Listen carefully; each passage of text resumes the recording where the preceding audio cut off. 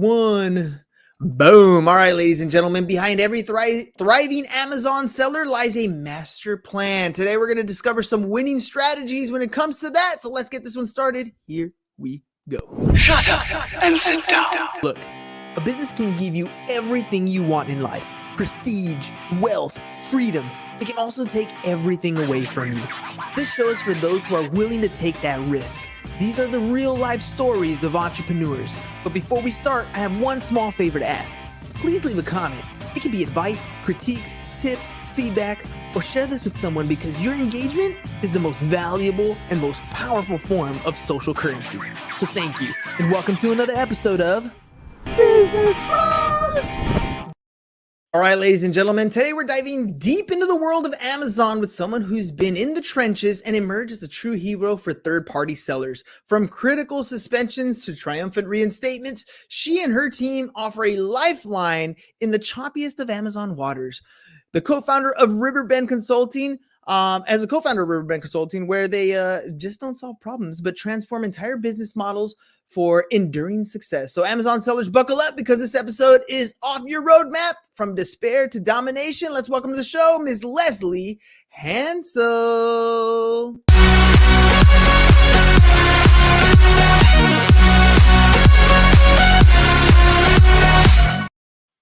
All right, Lesley, welcome to the program. I'm so excited to be here, and what an amazing intro. We're excited to have you. I mean, all of us are Amazon shoppers, I'm sure. At least half the population is an Amazon Prime member. I got a lot of, I teach high school in the mornings, and I have a lot of high school seniors that have been interested in learning about this Amazon success story. So hopefully you can come in here and give us some insight. So let's start off with the first and probably most obvious question. What is it that you do exactly? If you can explain it so that, a fifth grader can understand it, what do you do for a living? We joke at our company that we should not exist. Our business is only here because Amazon is a really large bureaucracy with hundreds of thousands of employees. So, what we do is we help people who've been suspended from Amazon. So, their account has been taken down and they're a seller, or one of their key products has been taken down. The reason that happens is because there are complaints from customers, or Amazon does an internal investigation. There are lots of things that can cause that to happen. But appealing and getting back up can be really difficult. So we have a team of about 100 employees that we help to solve those problems, get those accounts back live and those ASINs back up and selling, so that you don't go out of business just waiting for Amazon to turn your company back on.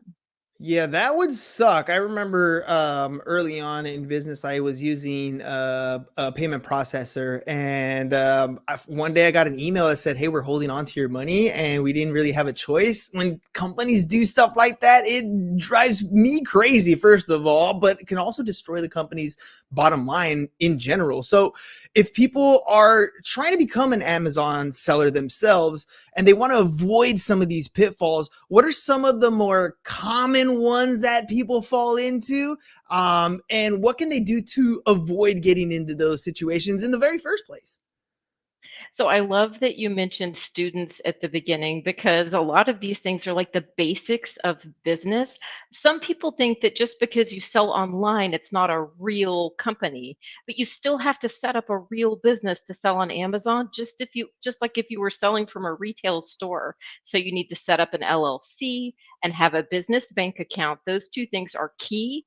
And then getting that business credit card linked to the bank account, those are so important because, okay, fun fact, well, kind of fun. Amazon gets used for money laundering by criminals all over the world. And people don't realize that is why Amazon requires you to have a business bank account and have that business credit card, and why it's really smart to have an LLC to give yourself credibility as well. So setting up those at the beginning is key, because if for some reason Amazon questioned you and what you're doing on the platform, you look legit. You don't look like some guy who's just, kind of halfway running a business. Then the second key thing is to keep all of your documents. Again, this seems so basic, but I have worked for $100 million sellers on Amazon that didn't have invoices. Well, you have to have invoices from your suppliers if you plan to do your taxes, right? You need to have invoices from everyone you buy products from, the same way that you track your mileage and track other expenses. And then the third thing is to set up your books from day one. This sounds like the most boring, ridiculous, unfortunate, and painful part of running a business. And it is, if you're not a numbers person. I'm not a numbers person, so I hate all that stuff. But you have to do it. And if you set up your books from day one, here's the magic. You find out if you're making money. You should actually close your books every month, because there are a lot of people who sell on Amazon for free and they don't realize it until the end of the year, or, God forbid, Mm. around April 15th of the next year, when they've actually gone through everything with an accountant and figured out, oopsie, I actually made no profit last year. There are few things in life more painful than spending all of your time and effort on a business that at the end you were working for the business, it wasn't working for you. That sucks. Ultimately, you were in business to make money, and if you're not making any money, and it took you the whole year to figure that out, you're in some deep trouble without even getting into the suspension part of things yet. That's just from a business standpoint altogether. So, set up your business, your LLC, your entity structure, whatever it's going to be, a business account. Make sure you're documenting everything. You have invoices, you're recording it, and get your book straight. You got to know your numbers. Those are three key things I think almost any business would benefit from, but more so that we don't get any red flags when we start working on Amazon. You got any cool stories of like suspension cases that you were able to overturn? I have some really crazy ones actually. So I had one seller who was taken down for restricted products. What that means is you're selling something that it's illegal to sell in your state, or that Amazon has decided is too risky to sell. He was a sports guy and he would upload entire catalogs of sporting goods. Well, if you upload an entire catalog of sporting goods onto Amazon and you don't go through and check it line by line, you might accidentally upload, say, hand grenades or gun parts. He had both of those. He actually uploaded hand grenades onto Amazon. And believe it or not, we got him reinstated on the first appeal, which shocks me. It was a stupid mistake, but an honest one, because he just wasn't being careful. But for a short time, hand grenades were listed on Amazon thanks to that client. Um, Now, I guess the listing is better than the delivery of hand grenades, but yeah, I'm glad you guys got that fixed squared away. Yeah, I'm sure his supplier never would have drop shipped that because he doesn't have a federal firearms license, but still. One of my other favorites is, or I hate to call it a favorite because it's really bad. There's a guy who was selling car seat warmers. So it's like this thing you put on your car seat and you plug it in to the cigarette lighter, and it heats up the seat. And as you can imagine, most people use these on older model cars because a lot of newer cars have seat heaters. Mhm. And it said on the package in really small type, not for use on cars made before like 1975 or something like that. Well, as you know, consumers don't read these things, or maybe they don't believe them. And so one day he got a complaint from a customer who sent him pictures of their completely burned out car. Ooh. And so, of course, Amazon took down the product. Believe it or not, they did not suspend his account. They just suspended the product. Wow. And so, after walking him through all the different testing that he needed, he went back to his manufacturer, got a new lab, did all kinds of new QA. Eventually, we got that product back up and running after it had been re engineered so that you could plug it in even if it was an older model car. That's just too risky to trust the consumer with something like that. Yeah, that's messed up. I mean, at the at the end of the day, I need my car. I wanted my butt to be a little warm, but I didn't want my car to catch on fire. That's some crazy stuff. All right, well, let's talk about differentiation. You're not the only company out there that's helping people to appeal the process, to appeal anything from Amazon. But there's a reason why people come to Riverbend. There's a reason why they come to you. Why do you think that is? So, a few things. One is we are big. So we can work to scale. So if you're a larger seller who has a larger seller might get ASINs takedown from Amazon every single day, and that is not weird or bad. It's not that they're doing something wrong. It's just the nature of the beast. If you have 10,000 different products on Amazon, something is suspended every day or multiple things a day. So we can handle that volume because we have a big team.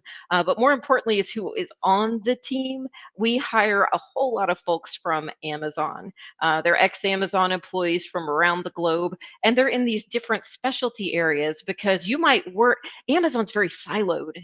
And so you might work in one department and have no knowledge of what this other department handles. So if you work on the FBA team that handles issues at Amazon's warehouses, you have no knowledge of what the catalog team does. So if someone comes to you with a catalog team question, you're like, I don't know, talk to the catalog team. So we try and hire from all these different specialty areas. And that really helps us have an edge because we have team members who've worked in all these different places. And then, really, the third thing, which I think is my favorite business lesson that I have learned from running Riverbend, is that communication with the client is everything. Our clients come to us and they're already upset. We have clients who regularly scream, yell, curse, and cry, and that's on the first phone call. And that's not at us, it's because they can't yell at Amazon. And so they've got to get these emotions out. They're already so upset. And what we learned is, how do you keep these people on your side and working with you over time? Because sometimes it takes a long time to solve their problem, it's not instant. And the way is constant communication. So we use a ticket based system. So you're assigned to an individual consultant, but we have tickets. You reply to that ticket, gosh, half the company can see your reply. So someone is always looking and following up and making sure we're answering in a timely manner, even if that consultant can't get to you right now. And I think that is so true for any service business, that just making people feel heard is like half the battle. Oh, 100%. And kudos to you for even being that open ear, because I mean, it's tough enough to solve a problem, much less when you're being yelled at or spit at or cried or cursed at. All those things kind of really hinder the process. But again, wherever there's a problem, there's an opportunity, and you guys have found a way to turn those woes into yays, and that's exactly what you're doing. So Amazon, I'm sure, like every other company, is changing every day. There, you mentioned how there's a bunch of departments all the time, and I'm sure even individual departments have changes that are going on as regular as, I don't know, every hour or whatever. When there's a new product, they got to make a new rule. When you have a new incident, there's a new process. Like that always happens. How does your team stay on top of these different policy changes so that you're ahead of the curve all the time? Well, and there is so much that rolls downhill. Mm. So, like right now, and for the past 6 months, and I'm sure for the next 6 months, a lot of the changes you see at Amazon are actually because of government enforcement against Amazon. So, consent decrees, threats of lawsuits, and lawsuits against Amazon by various government agencies. So, for example, the FDA decides they're going to go after Amazon because there are too many supplements on the platform with medical claims.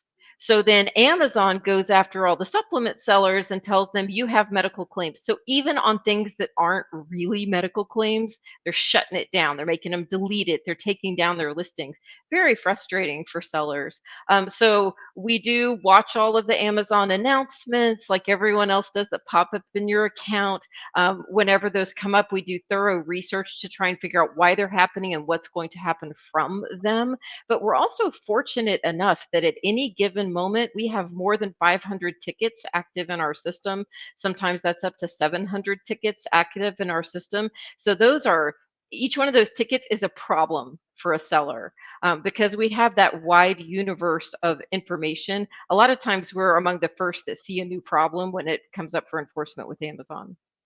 Are there any types of restrictions or issues that you come across with sellers that you're just like, no, these are not the cases that we kind of handle? Or do you have like a specific bread and butter that you go after? Such a great question. Okay, so we have things that we tell clients we have an almost 0% chance of succeeding. Do you want to do that? Mm. We don't like taking people's money if we don't think we can succeed. And there are some cases where what someone has done is so egregious, or it's like for example, platform manipulation, where you're getting fake reviews for your products. Amazon has a two strikes and you're out policy. So the second time someone does it, I'll tell them, I can't get you back because it's the second offense, and Amazon does not reinstate on the second offense. But if someone's invested millions in their business, they'll say, I'll pay you anyway, try it. Right. Mm. So we don't necessarily say we won't do that for you, but we're very honest about the few things that we have like almost zero chance of success. And then every once in a while, we'll get lucky on those and the client's super happy. We're very careful with things that are scammy. So like we've had cases where we have figured out someone is involved in money laundering, and of course we refund them and we're out. If someone takes notes from Amazon, so there's this whole business out there. There are people who pay insiders at Amazon to get the notes on people's seller accounts, to find out like, why are you really enforcing against me? Sometimes Amazon's vague when they enforce against you, and they don't give you exact reasons. So these people inside will take money and you get the notes. If any client comes to us with those notes, we cut them off, we're out, because that's stolen property, Mm. and it's industrial espionage, and we don't play that game. So we're done with that. But we do take a lot of things no one else will take. When accounts are frauded, for example, Amazon thinks you're committing fraud. We have a lot of very good people and very good clients that Amazon has shut down for fraud, and they did not commit fraud. And it was an over enforcement or a mistaken enforcement, and we get those back up, and usually pretty quickly. But there are a lot of consultants who don't want those because they assume those are bad guys. Are some of them bad guys? Probably. But I've worked with quite a few who are lovely people and just needed their business back. Now, almost everything we've talked about from this point has all been reactive. Something has Mhm. happened. They call you. We need the problem fixed. Is there anything that people can do to be proactive so that they maybe work with you ahead of time to avoid any of these pitfalls to make sure they don't get any flags or suspensions or anything like that? Absolutely. So my number one thing I tell sellers is you've got to sign into your performance notifications and your dashboard. So there's a dashboard specifically on Seller Central. That's where you manage an Amazon account. And there's a dashboard there that is specifically about warnings from Amazon. It's got your statistics like on late shipping and product quality and your order defect rate. It's got boring stats on there. It also has any ASIN that Amazon has asked you for invoices, or they've flagged it and they said you can't sell it anymore and you have to appeal. If you don't stay on top of that, you can actually find yourself suspended just because you didn't bother to notice that they were asking for invoices that you've got sitting right here that you could have sent them, right? It happens all the time. My other very favorite thing for sellers to do, and this is another one of those, it's so boring, it's a data head thing to do, but you can hire and train a VA, a virtual assistant, to do it for you, where you comb through your returns reports. So you can download a report from Amazon that shows all of your product returns, and you can sort it by ASIN, which is by Mm. product. And then you can really quickly see if there are trends. So I had a client who was selling Nike clothing, and his return rate for clothing return rates are high. They're like, up to 20%. His usually ran about 12 because his buyers were regular Nike buyers and they knew what size to buy, right? So they were generally happy. All of a sudden his return rate went through the roof. And he was like, Lesley, what happened? I downloaded his return report, I sorted it, and we figured out there was this one new line of clothing, of Nike clothing for women that he had started carrying, and every single return said too small, too small, too small, all the way down the spreadsheet, too small. But he'd never looked at that report.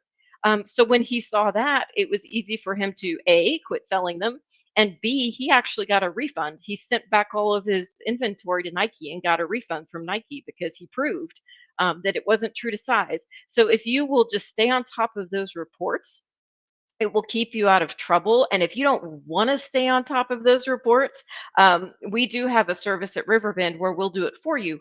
So we watch your account. If anything gets suspended, we will appeal it for you.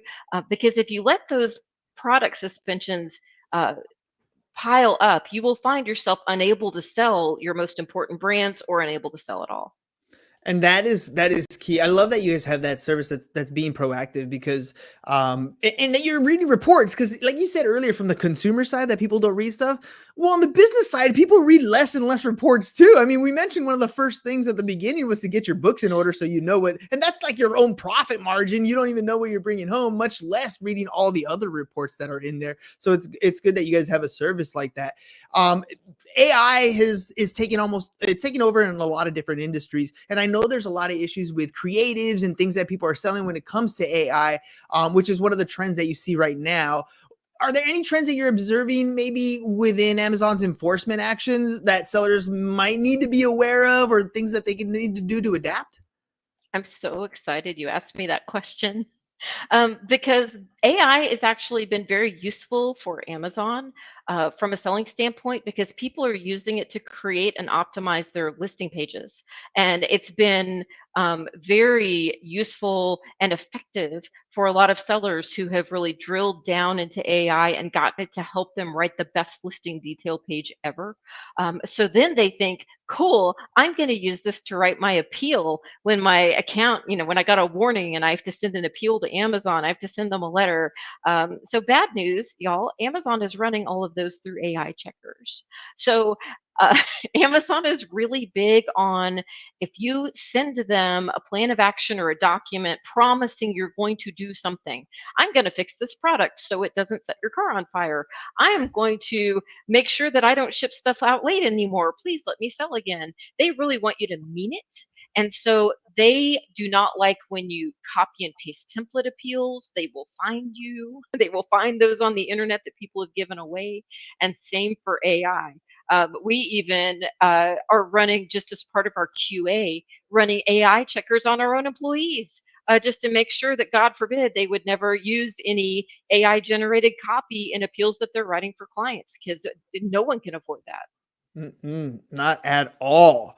All right. Well, everybody who builds a business should have an exit strategy in place, and an Amazon store is no different. There's a lot of them that get built for the purpose of selling or maybe merging or whatever it's going to be, some sort of acquisition process.